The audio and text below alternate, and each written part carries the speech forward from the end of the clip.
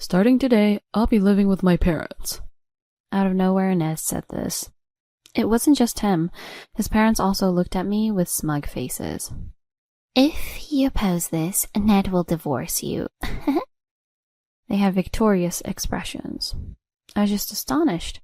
They don't understand anything. It can't be helped. I'll have to tell them the truth. I'm Cindy Manning, and I'm just an office worker. I'm 26. I only married Ned, who works at the same company, at the end of last year. We currently live in an apartment, but we had a goal to eventually buy a new detached house. Ned is a typical domineering husband who started to act all high and mighty as soon as we got married.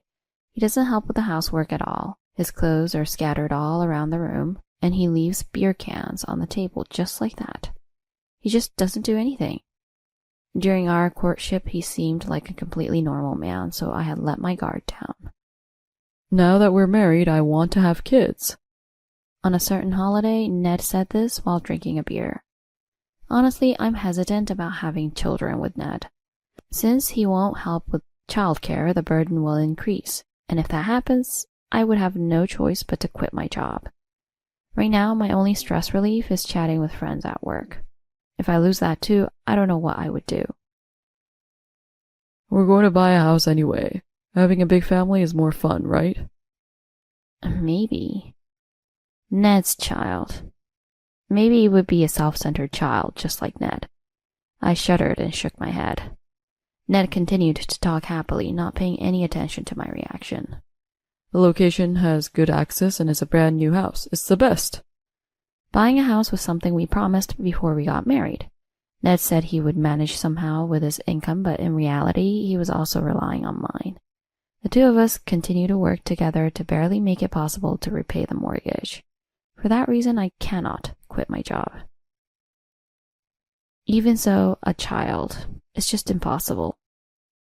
How about we wait to have children until our life settles down a bit? What did you say?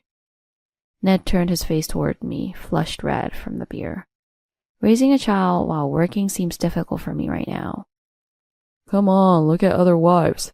They all work while managing childcare. It's not like you can't do it.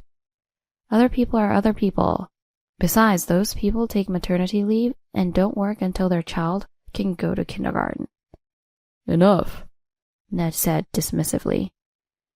You just don't want kids, right? I get it. You're a cold woman. There's no way you could love a child. That's not it. Divorce. I can't do this with you. Bring me the divorce papers. Ned created a scene unilaterally, not listening to what I had to say. Divorce was a word Ned often used when drunk. Of course, he probably wasn't serious about splitting up. He knew that saying that would trouble me. That's why he used those words. After Ned fell asleep, I began to clean up the beer and snack dishes he had scattered around. A cold woman. I was more shocked by those words than by the talk of divorce. If my husband weren't Ned, I would have considered having children. Ned always made me out to be the bad guy and didn't think twice about his own actions. What's this about bringing the divorce papers? Tears slipped from my eyes as I muttered. We had both contributed money for the down payment on the house. I was in charge of managing that money. Huh? At one point, when I checked the amount, a large sum was missing. I panicked. Why? Hey, Ned. I told Ned about the money issue. Since I had nothing to hide, I could tell him the truth boldly. Meanwhile, Ned's gaze was restless. After darting around the room, he finally spoke up. It can't be helped. I suddenly needed it. But don't just take the money without asking. I was angry, but Ned just sulked like a schoolboy scolded by his teacher. Upon further discussion, it turned out that he had been invited by a colleague to drink, and he ended up needing money because he had spent it on a woman at the bar. Falling for a woman at a bar like that? Well, she was kind and attractive, unlike you. Is it my fault? I was dumbfounded. Suddenly, Ned had the face of a victim. You used to be pretty before we got married, but you stopped dressing up as soon as we got married. I'm disappointed. Ned said regretfully. I trembled with anger. The reason I stopped dressing up is because I'm busy with housework and work. If Ned would help out even a little with the housework and we had more leeway in our lives, of course I would want to dress up. In the end, the money that was lacking was compensated by humbly asking relatives for help. I couldn't understand why I had to struggle so much. The day came when we were finally moving to our new house. As I was packing, my in-laws arrived. Honestly, it was difficult to deal with them amidst the busy packing, but Ned was in a good mood. By the way, I haven't told Cindy yet. What? I had a bad feeling. My in-laws were grinning at me. Starting today, I'll be living with my parents. What? I hadn't heard such a thing. No, to be correct, I was the only one who hadn't been told. My in-laws said with triumphant expressions, If you oppose this, Ned will divorce you. That's how it is. You have no right to refuse. I see. I was astounded. I couldn't find the words to respond immediately. Ned has a childish bad habit. He keeps quiet about things that would get him scolded if mentioned beforehand, gaining allies first or declaring them after the fact. This time it was probably the same pattern. They don't understand anything, I thought. It's about time I tell them the truth. I opened my mouth. What? I'm single, though. What? It wasn't just Ned. My in-laws were also stunned. No wonder. I had kept the truth hidden until this moment. In fact, Ned and I had already been divorced. The reason I stayed in this house was to save up the money I needed to live on my own. I have been gradually saving money from my monthly salary for life after divorce. Soon I had saved enough money, and above all, I didn't want to live with my in-laws. I decided it was the right time to speak up. Ned, do you remember what happened recently? Recently? He didn't seem to remember. I sighed as I spoke. The day you made a fuss about the divorce papers while drunk. You actually brought out the divorce papers and signed them in front of me. No way. Ned turned pale. It was exactly that. I had stored the divorce papers signed by Ned. Of course, my name was also filled in. Wait, you haven't submitted them yet, right? No, they've already been accepted, so I'm single and I have nothing to do with you guys. I said with a cheerful smile. Ned stepped back. Ned, why did you bring out divorce papers? It was to teach her how grateful she should be for me. I wasn't serious. Ned's voice trembled under his mother's accusing tone. Even so, there were other ways to handle it. There weren't, I asserted. As I deepened my disdain for how self-centered this family was, I continued speaking.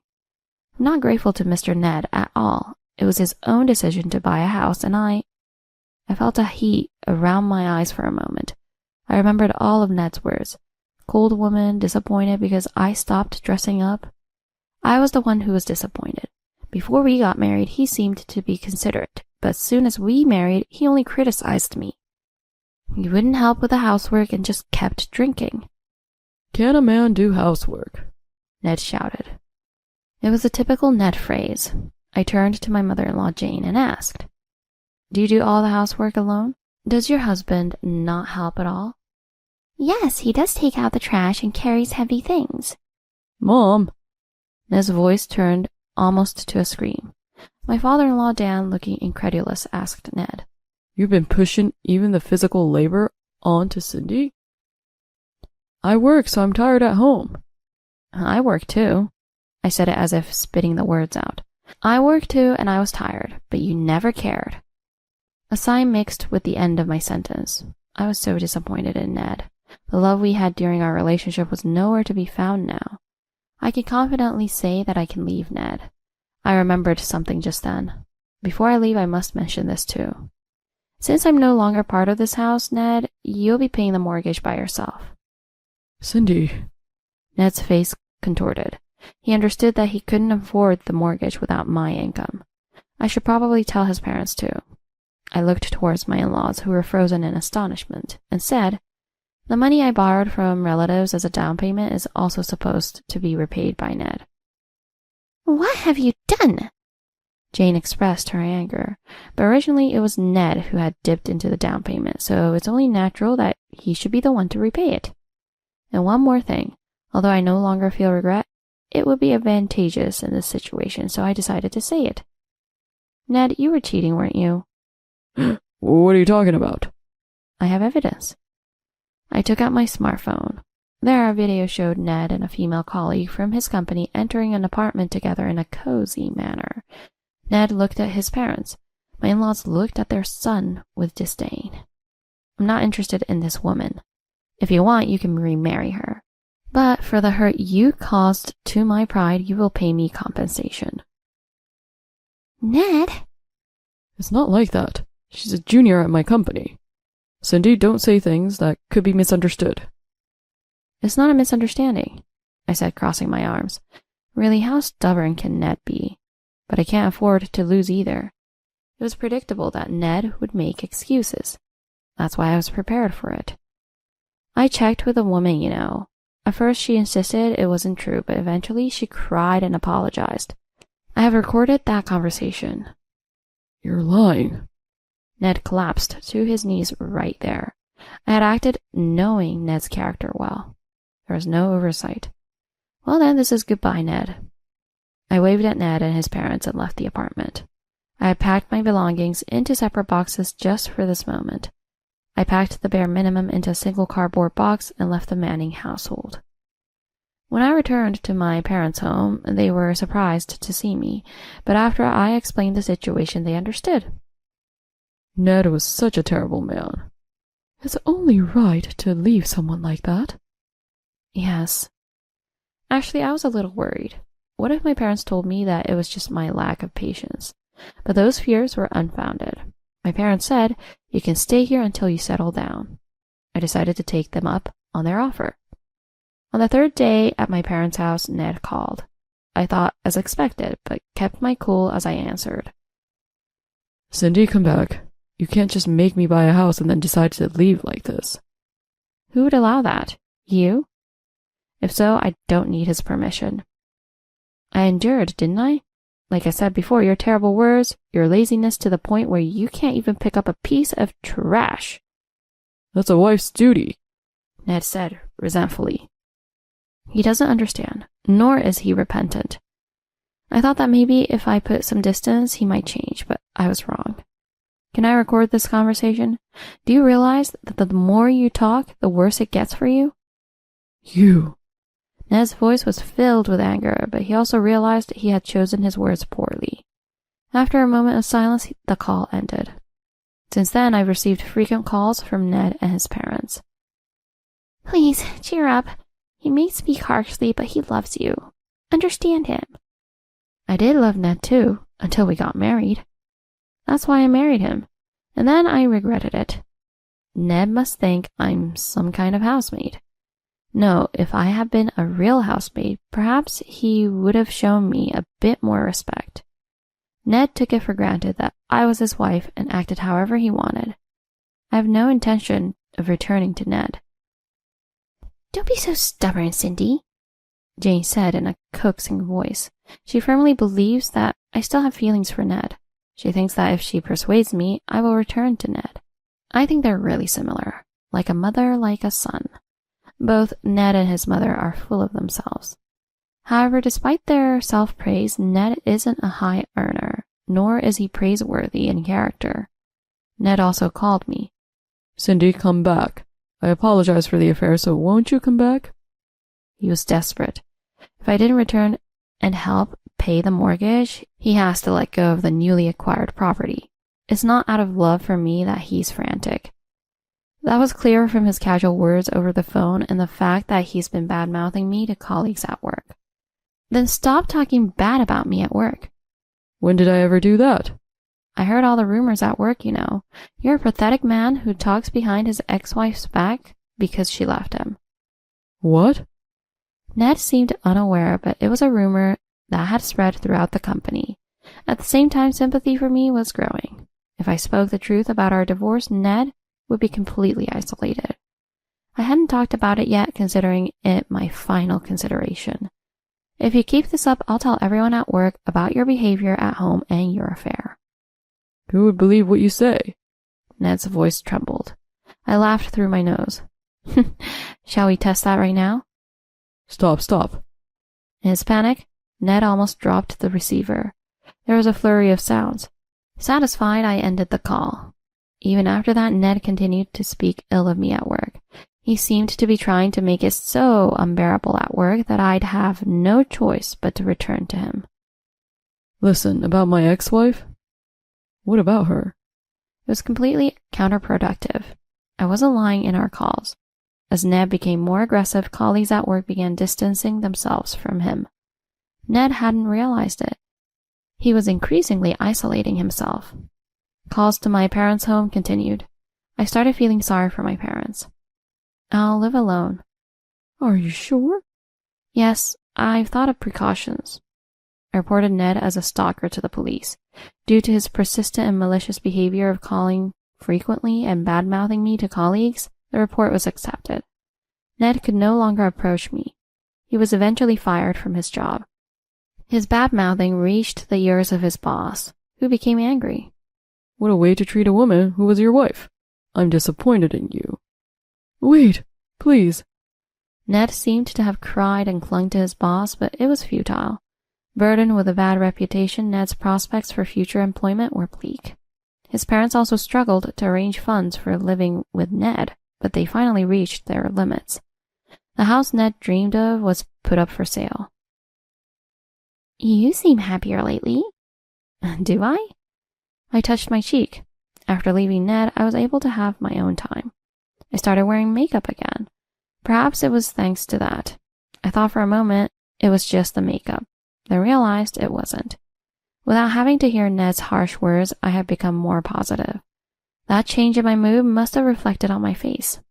Yes, you look more beautiful. It's like you've gained confidence. Thank you. Encouraged by my colleagues' words, I ignored calls from Dad. Whatever happens to him, it no longer concerns my life. Speaking of calls, once my parents called me. Your cousin Howard is back at the family home?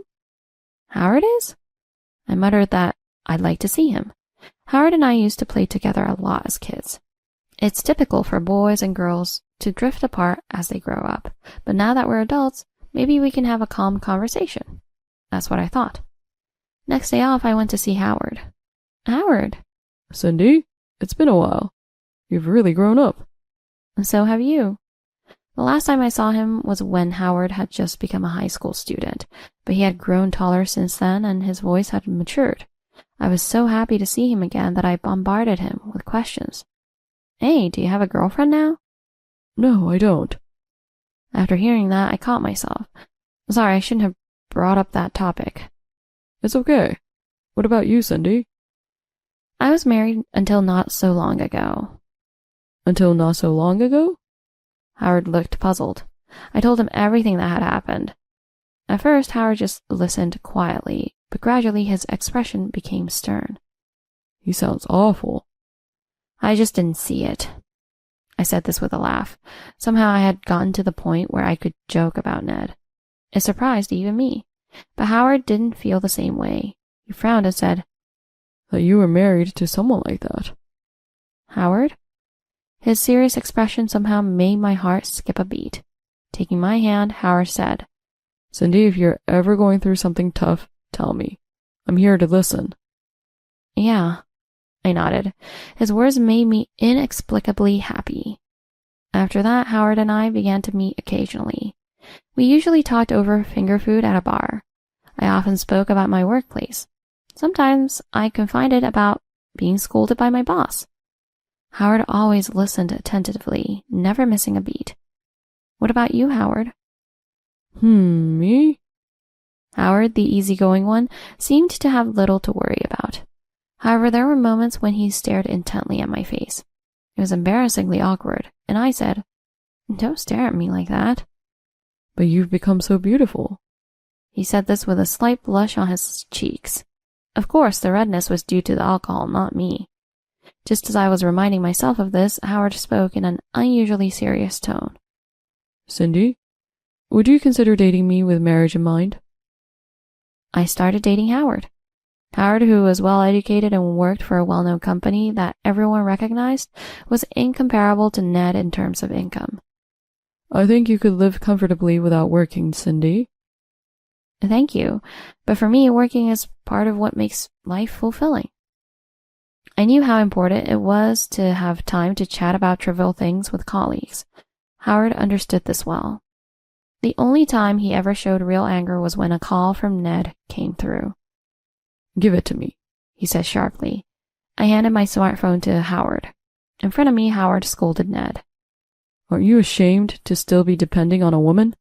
Especially after how terribly you treated her during your marriage. What do you know? Ned sounded flustered. I know enough. Howard's tone was sharp as he spoke to Ned. Cindy has always been patient. That's why she endured life with you. You should admit your own faults since even Cindy has given up on you. With that, he ended the call. Howard was visibly agitated for a while afterward.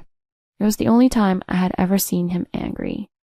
My only concern was that Ned was reluctant to pay compensation. Howard seemed eager to cut ties with Ned as quickly as possible.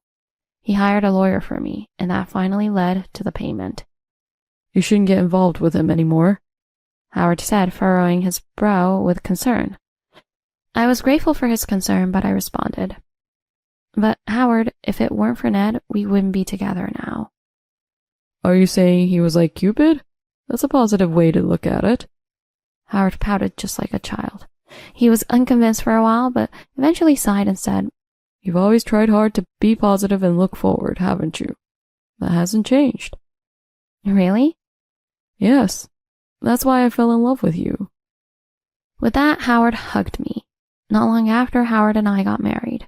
In our white-walled house with a garden where we planted roses, I tended to the large garden, thinking if the laughter of our children could fill this house, how wonderful that would be.